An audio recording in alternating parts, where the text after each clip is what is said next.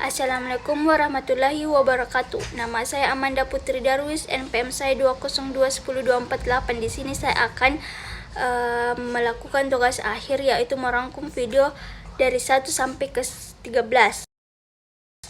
Rekap tugas video 1. Video pertama yaitu jenis-jenis investasi. Tanggal 21 September 2023. Ada berbagai jenis investasi termasuk saham, obligasi, reksadana, properti, dan mata uang kripto. Pilihan investasi tergantung pada tujuan, resiko, toleransi, dan jangka waktu investasi Anda. Video kedua, tujuan investasi. Tanggal 3 Oktober 2023. Tujuan investasi bervariasi tergantung pada kebutuhan dan preferensi individu. Beberapa tujuan umum termasuk pertumbuhan modal, capital appreciation, pendapatan pasif, income generation, pensiun, perlindungan dari inflasi, atau mencapai tujuan keuangan jangka panjang seperti pendidikan anak. Investasi dapat membantu mencapai tujuan keuangan dan meningkatkan kekayaan seiring waktu. Video ketiga, faktor yang mempengaruhi keputusan investasi. Tanggal 5 Oktober 2023, beberapa faktor yang mempengaruhi keputusan investasi meliputi tujuan keuangan. Investasi harus sesuai dengan tujuan keuangan jangka pendek atau panjang. Yang kedua, resiko toleransi. Tingkat kenyamanan Anda terhadap resiko akan memengaruhi pilihan investasi. Yang ketiga, waktu investasi. Jangka waktu investasi Anda dapat mempengaruhi pilihan aset. Yang keempat, pengetahuan dan pengalaman. Pemahaman Anda tentang instrumen investasi dan pengalaman dalam pasar keuangan dapat memainkan peran dalam keputusan investasi. Yang kelima, kondisi pasar, kondisi ekonomi dan pasar keuangan secara umum dapat memengaruhi kinerja investasi. Yang keenam, lingkungan hukum dan pajak. Hukum dan kebijakan pajak dapat mempengaruhi hasil-hasil investasi Anda. Yang ketujuh, pengelolaan portofolio, diversifikasi portofolio atau penyebaran investasi Anda dapat berbagai jenis aset dapat membantu mengurangi resiko. Yang ke-8, perubahan kondisi pribadi. Perubahan dalam kondisi pribadi seperti pernikahan, kelahiran anak, atau pensiun dapat mempengaruhi kebutuhan investasi Anda. Yang video keempat, bentuk investasi dalam instrumen derivatif.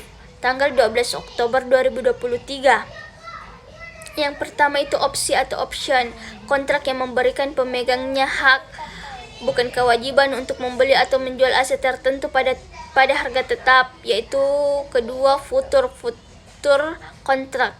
Kontrak berjangka yang mengharuskan pembeli untuk membeli dan penjual untuk menjual aset tertentu pada tanggal tertentu dengan harga tetap.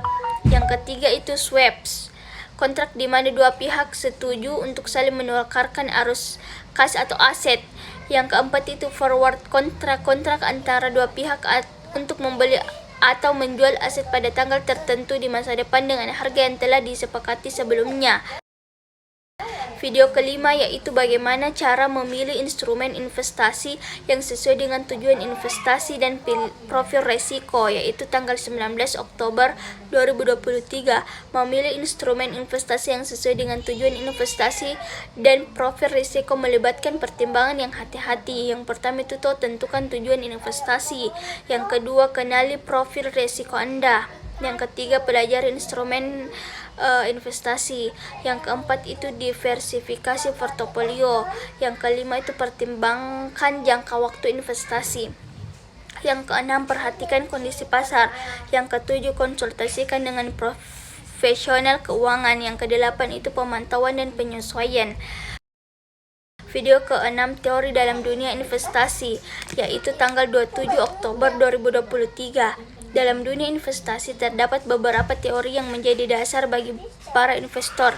Salah satunya adalah teori portofolio oleh Harry Markowitz.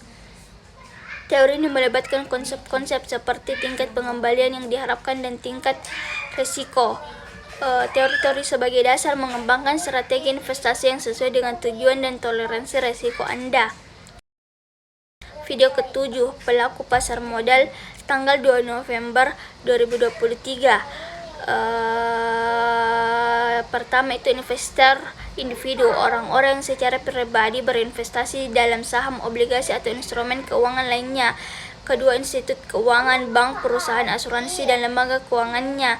Yang ketiga, perusahaan publik, perusahaan yang menerbitkan saham atau obligasi untuk mendapatkan modal. Yang keempat itu pialang efek, perantara yang memfasilitasi transaksi antara pembeli dan penjual di pasar modal. Yang kelima itu manajer investasi, individu atau perusahaan yang mengelola dana investasi seperti dana pensiun atau reksadana untuk investor. Yang keenam, analisis keuangan, profesional yang menganalisis kinerja keuangan perusahaan dan memberikan rekomendasi investasi. Yang ketujuh, regulator pasar modal, entitas pemerintah atau otoritas yang mengawasi dan mengatur kegiatan di pasar modal untuk melindungi investor dan menjaga kestabilan pasar. Video ke-8 yaitu sektor saham utama di Indonesia dan jenis emitennya tanggal 9 November 2021. Yang pertama itu sektor keuangan seperti Bank Mandiri, Bank BCA. Yang kedua sektor pertambangan yaitu jenis emiten perusahaan tambang seperti PT Freeport Indonesia atau PT Vale Indonesia. Sedangkan yang ketiga sektor konstruksi properti yaitu PT Wijaya Karya, PT Astra International. Yang keempat sektor konsumsi yaitu jenis emiten perusahaan makanan dan minuman seperti Indofood, Sukses Makmur, dan Unilever Indonesia. Yang kelima itu sektor manufakturi seperti PT HM Sampurna dan PT Unilever. Yang ketujuh sektor telekomunikasi yaitu seperti PT Telekomunikasi Indonesia dan PT Indosat. Sektor energi yaitu perusahaan energi seperti PT Perusahaan Gas Negara atau PT Pertamina. Sektor perdagangan dan jasa PT Department Store atau Astra International.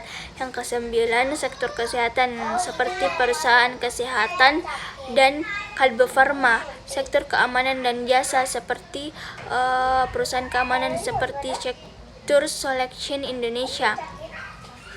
Penting untuk dicatat bahwa perusahaan di sektor yang sama mungkin memiliki karakteristik bisnis yang berbeda sehingga investor perlu memahami dinamika masing-masing. Video ke-9 yaitu video ke-9 rangkuman video 1 sampai 6 tanggal 22 November 2023. Resume video ke-1 yaitu video ini membahas analisis teknikal untuk pemula, dimulai dengan pengertian analisis teknikal, dasar-dasarnya seperti candlestick trend. Yang kedua itu resume video kedua ini, video ini membahas konsep penting dalam analisa teknikal yaitu support dan resistance. Resume video ketiga itu, video ini membahas konsep penting dalam analisis teknikal yaitu trend. Video keempat, volume merupakan salah satu konsep penting dalam analisa teknikal yang menghitung jumlah lembar saham. Yang keenam itu, video ini membahas indikator technical moving MA dan EMA. Resume video keenam, video ini membahas tentang Fibonacci retracement. Video ke-10 yaitu contoh analisa fundamental yaitu 25 November 2023. Analisis fundamental adalah metode evaluasi nilai intrinsik suatu aset seperti saham. Video ke-11 itu strategi investasi dalam saham yaitu 1 Desember 2023. Investasi dalam saham melibatkan resiko, jadi penting memiliki strategi yang terencana. Video ke-12 itu langkah yang dapat diambil dalam evaluasi kinerja, revisi strategi dalam manajemen risiko. 1. Analisis kinerja. Tinjau hasil investasi Anda secara berkala. Yang kedua itu perbarui tujuan keuangan yaitu revisi tujuan keuangan jangka panjang Anda. Yang ketiga itu review strategi manajemen risiko.